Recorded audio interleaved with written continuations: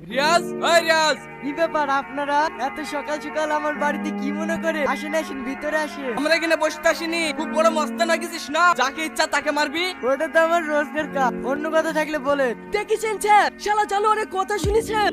এই ছেলে মুখের ওপরে কথা চহাট ঢালাই। এই থাম থাম। স্যার থানায় তো নিয়ে যাচ্ছে, ধরে রাখতে পারবেন তো? বাবার ফোন আসলে তখন আবার ছেড়ে দেবেন না তো? এই গাড়িতে তো। ফোনটা তোলে দেখেন, আপনার বাপ ফোন করেছে। হ্যাঁ বলেন স্যার। ঠিক আছে স্যার। এই ড্রাইভার গাড়ি থামাও। এই আসিন, ওকে ছেড়ে দে। ছেড়ে দেবো? এবার থেকে আমার গায়ে হাত দেওয়ার আগে 7বার ভেবে দেখবি। বাবা আদির পেশেন্ট আবার বেরিয়েছে। বাপে বেকার মতন অপটালিও না, আমার মায়ের খুব শরীর খারাপ। এই টাকা কোটা নিয়ে আছে, ওষুধ কিনতে পাঠাছি। ও চাচা, ওসব কাহিনী বন্ধ করি তাড়াতাড়ি টাকাটা ফেলো, না হলে আবার তোমার মা বাঁচাতে গিয়ে এক্ষুনি দোকানে আগুন লেগে যাবে। ভুল দিব নাকি? না না থাম, দেখতে পাচ্ছিনি টাকা গুনছে। তাহলে পটলা আবার আমার নামে কেস করেছে, এক্ষুনি ওদের বাড়ি আগুন ধরে দিয়ে আসলো। এই ওকে ছেড়ে দে, চেক করতে হবে না। আরে ওখানে বসছি কেন, চেয়ারে বস। ওই যে তোদের এলাকায় স্কুলের পাশে একটা আম বাগান আছে, ওখানে কেউ বাস করে নাকি রে?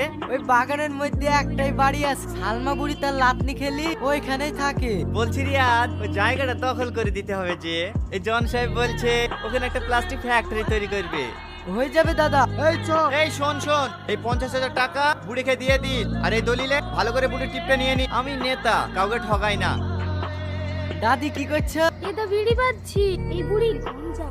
বলছি দাদি, বাড়িটা খালি করতে হবে যে। তোরা এসব কি বলছিস? এই বাড়ি ছেড়ে দি বাপ মা মারা মেয়েটাকে নিয়ে আমি এখন কোথায় যাব? এই লো 50,000 টাকা। আমাদের এলাকায় যেখানে খাসির জায়গা আছে সেখানে কি চালাকারি বাস করবো, কেউ কিছু বললে আমি দেখি নেবো। আমি এই বাড়ি ছাড়তে পারবো না। দাদি, দাদি সুন্দরী নাতনিটাকে ঘর থেকে বের করে নিয়ে আয়। এই জানো আমার লাতনিকে নিয়ে যাও না।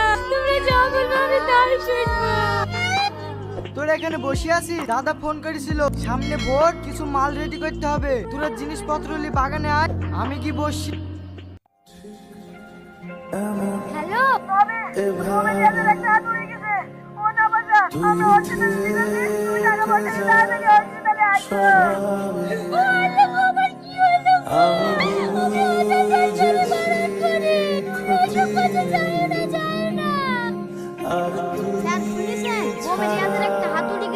হ্যাঁ শুনেছি, সামনে ইলেকশন, এই সময় ওর সাথে কোনো যোগাযোগ রাখার দরকার নাই। অন্তবমে একটা উড়িয়ে গেছে, ওদের আর কিছু হবে না। ও যদি ফোন করে আমার কথা জিজ্ঞেস করে তাহলে বলবে দাদা মিটিং এ ব্যস্ত আছে। ঠিক আছে স্যার।